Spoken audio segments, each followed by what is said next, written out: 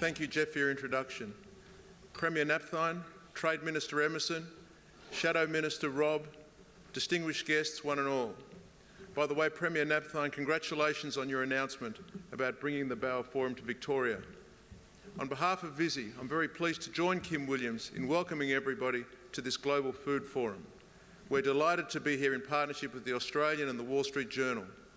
The Australian, this country's indispensable newspaper, has led the national debate on so many vital issues since Rupert Murdoch launched it in 1964.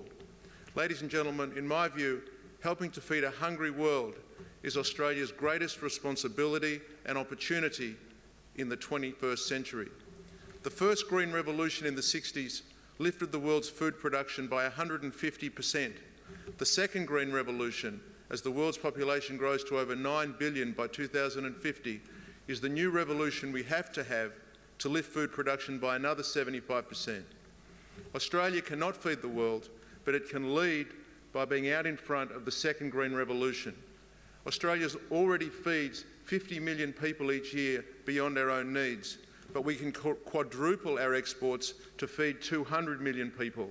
If we want to quadruple our food exports, we have to both quadruple the volume and add value.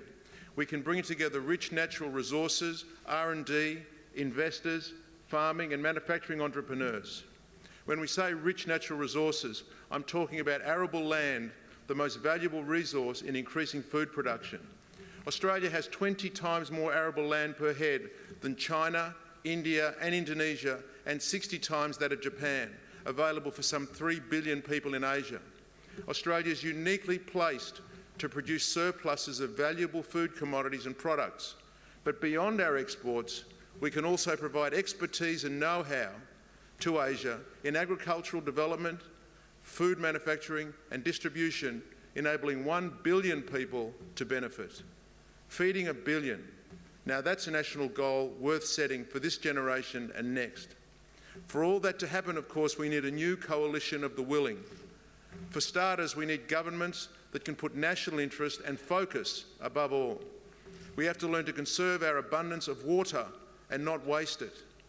And we have to reverse the soil degradation that endangers agricultural productivity. At Visy, Australian food manufacturing is in our interest, as 70% of our customers are in the food and beverage sector, which is why we believe that asking the food industry to quadruple its output is not mission impossible. Australia is now the world's 12th largest economy and 4th in Asia after China, Japan and India.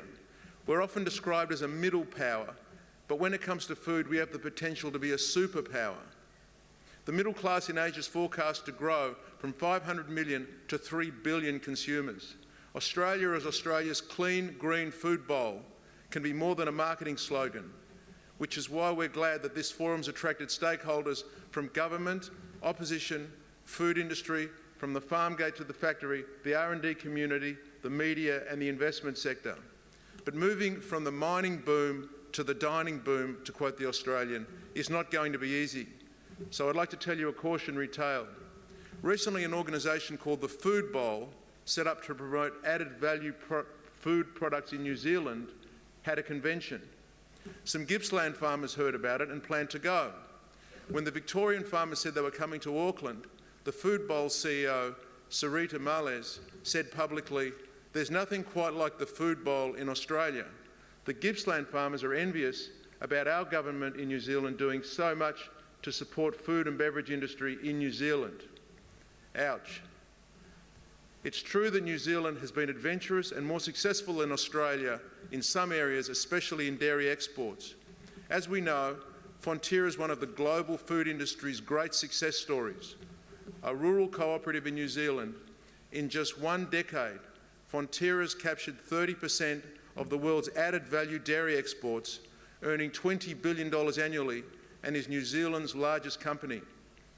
By contrast, our food processing and manufacturing sector has slowly declined for the last 2 decades. That said, Australia's food manufacturing exports are still worth $17 billion a year, more than education, more than tourism. The food industry as a whole supports 317,000 direct jobs and a flow-through of about 1.6 million jobs. Yet high-profile industry disruptions, such as steel or car plant closures, make the news, attract political attention, attract subsidies, because if a car factory closes, it makes an atomic, once-off impact on jobs, whereas food industry closures are more scattered. But in recent years, we've lost regional abattoirs, fruit and vegetable processing, flour milling, and baked goods. And these losses, including many iconic brand names such as Heinz and SPC, have received relatively little attention. But the food industry decline has had a bigger impact than the close down of car factories. The irony is that we have a competitive advantage in food manufacture. We don't have a competitive advantage in producing cars. In Australia, many of our natural resources are under the ground. Yet as a nation, we don't seem to have the sense of urgency and opportunity which food manufacturing represents. In fact, if we continue with a business-as-usual approach, the Food and Grocery Council has predicted that within 7 years, 130,000 more jobs will be lost. No dining boom there. But we could make the next 7 years the beginning of a rejuvenated food manufacturing sector. Australia can indeed be the clean, green food bowl of Asia. How? My own thinking has grown over some 2 years as co-chair of the Global Foundation's Working Group on Food Security with John Durkin of Coles, and from working through the Pratt Foundation with Major General Mike Jeffrey on soil sustainability. Today I'd like to highlight 6 proposals that can help us turn aspiration into implementation. Number 1, we need accelerated depreciation for new manufacturing investment in food. 2, we need a massive boost in food and beverage sector innovation. Governments can't create innovation, but they can help drive it by providing financial incentives, partnerships, and much greater R&D support. 3rd, Australia needs to follow the American example in anti-dumping practice by putting the burden of proof on the offending party to prove that they're not dumping, rather than the current situation in Australia where the onus is on the dumpee in Australia to prove that he's not being dumped on. 4th, let's find a way to suspend payroll tax for food manufacturers. 5th, competition policy should be more relaxed to allow food companies to consolidate, thus enabling greater profitability to encourage companies to stay here in Australia. And 6th, we need to get more young people into agricultural science. We're only producing 750 graduates a year against over 4,000 vacancies in the food industry. I remember in the 70s when I was growing up, ag science was harder to get into than medicine because there were no places. Let's face it, there'll be no second green revolution without agricultural science. Ladies and gentlemen, I'd now like to shift your attention from Australia to the region. I'd like to suggest, novel though it is to some, that New Zealand is also part of our region. Whilst we can't yet match Auckland's Food Bowl Centre, I'm pleased to say that Kraft Foods opened their Asia Pacific Confectionery Centre of Excellence this year.